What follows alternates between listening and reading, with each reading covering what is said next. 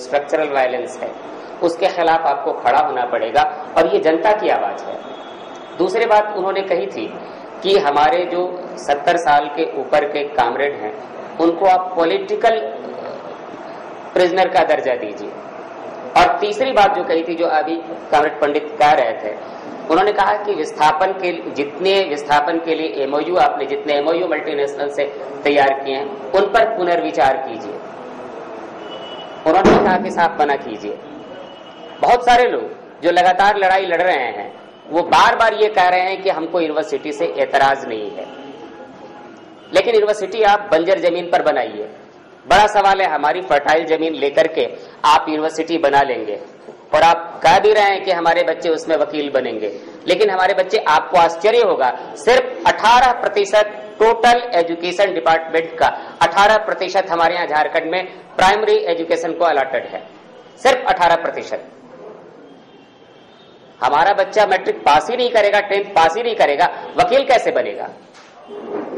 हमारे बच्चों को आप चाहे लातेहार का बच्चा हो चाहे सारंडा का बच्चा हो, वो मैट्रिक पास करेगा तब तो। आपने 18% रखा है, पारा टीचर्स के मार्फत स्कूल्स चल रहे हैं, वैसी हालत में हमारा बच्चा पढ़ेगा नहीं तो इंजीनियरिंग की नौकरी आप कहां से दीजिएगा? मित्तल वाले कहां से देंगे? हमारा बच्चा लॉ कहां पढ़ेगा? मित्रों, बात तोड़ तोड़ के कहूंगा,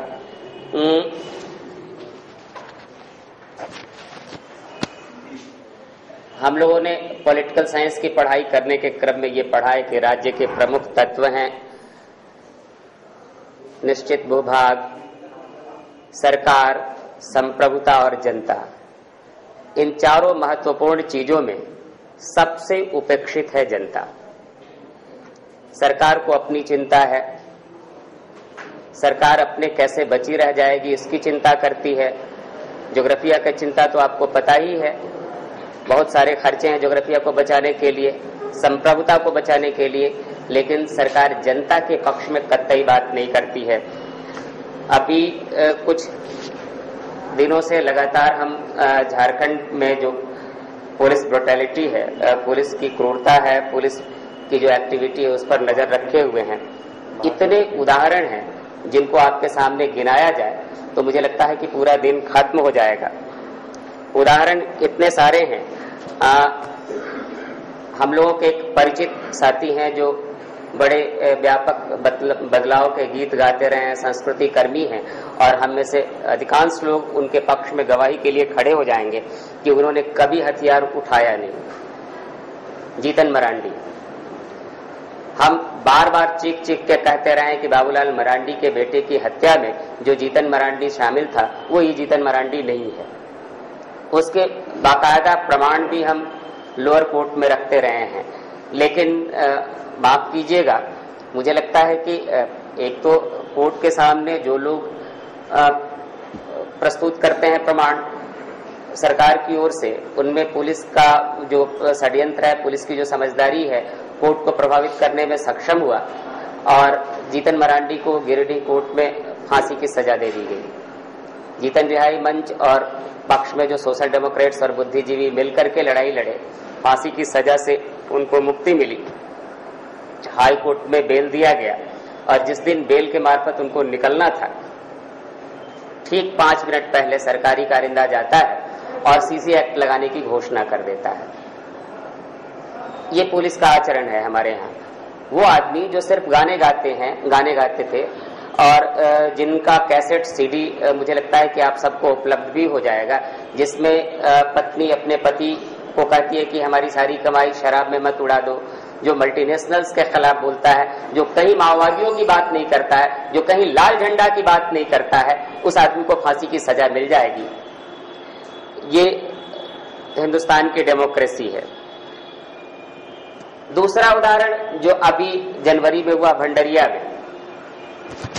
में हॉस्पिटल बनाने के क्रम में हॉस्पिटल की जगह तय करने के लिए कुछ लोगों ने आंदोलन किया। माओवादियों को खबर लगी कि पुलिस आ रही है, माओवादियों ने अटैक किया, कुछ पुलिस वाले मारे भी गए। जो लोग आंदोलन कर रहे थे उनको इस आरोप में पकड़ा गया कि तुम ही लोगों ने माओवादियों को बुलाया होगा।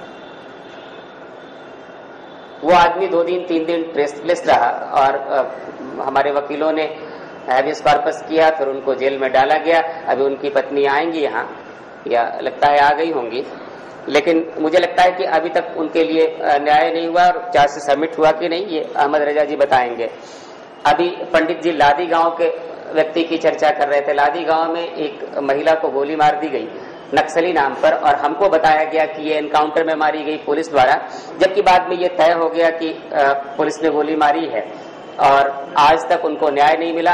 आश्चर्य की बात यह है कि गोली मारने के जो जिम्मेदार लोग हैं, इसके पहले बढ़निया में ये घटना हुई थी, जो लोग जिम्मेवार थे, बढ़निया और लादी दोनों की घटना के लिए एक ही डीएसपी जिम्मेवार है, सीआरपीएफ का एक ही कमान जिम्मेवार है, एक ही कमांडेंट जिम्मेवार है, और जो जिस एसपी के इशारे पर ये सारा कुछ हुआ, उस एसपी को और भी बढ़िया जगह पोस्टिंग कर दी गई, गुमला में पोस्टिंग कर दी गई उसकी, जो और नक्सल प्रभावित इलाका है।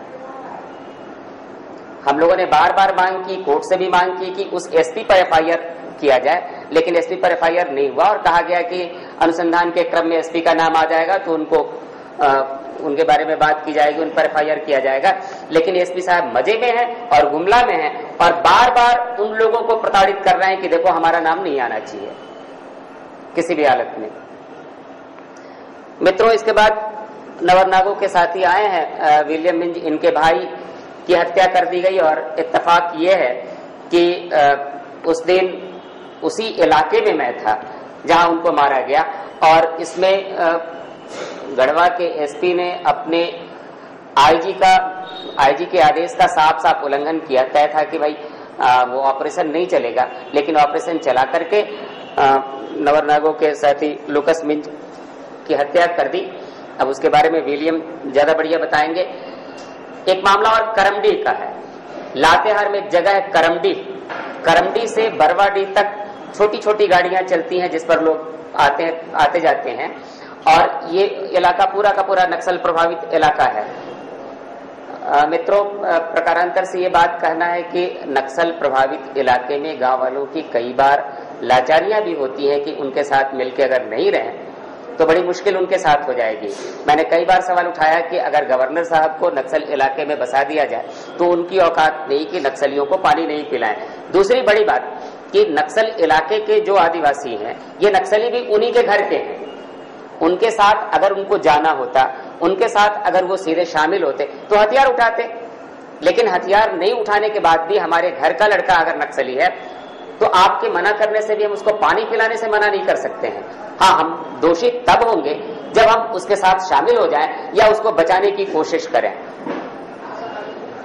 ये करमडी के लोग जब भी जीप पर ट्रैकर पर जाते हैं बरवाडी, बीच में सीआरपीएफ वाले रोक करके उनकी धुनाई करते हैं और नक्सलियों के बारे में पूछते हैं। इसी में एक साथी थे सिल्वेस्टर मिंज, जो विलियम के चचेरे भाई हैं। इनको पकड़ के इतना पीटा कि गर्दन की हड्डी टूट गई और इनको रिम्स में एडमिशन कराया गया, बल्कि गांव वालों ने चंदा देकर के इनका इलाज कराया। अभी घर में है, रीढ़ की हड्डी जो टूट गई वापस आने वाली नहीं है, लेकिन फिर भी जो गड़बड़ी हुई है। उत्पल बास के अभी छत्तीसगढ़ में सुकमा के कलेक्टर का अपहरण हुआ। जयराम रमेश जी को बड़ी चिंता थी कि पीयूसीएल और दूसरे ह्यूमन राइट एक्टिविस्ट इसके बारे में नहीं बोल रहे हैं।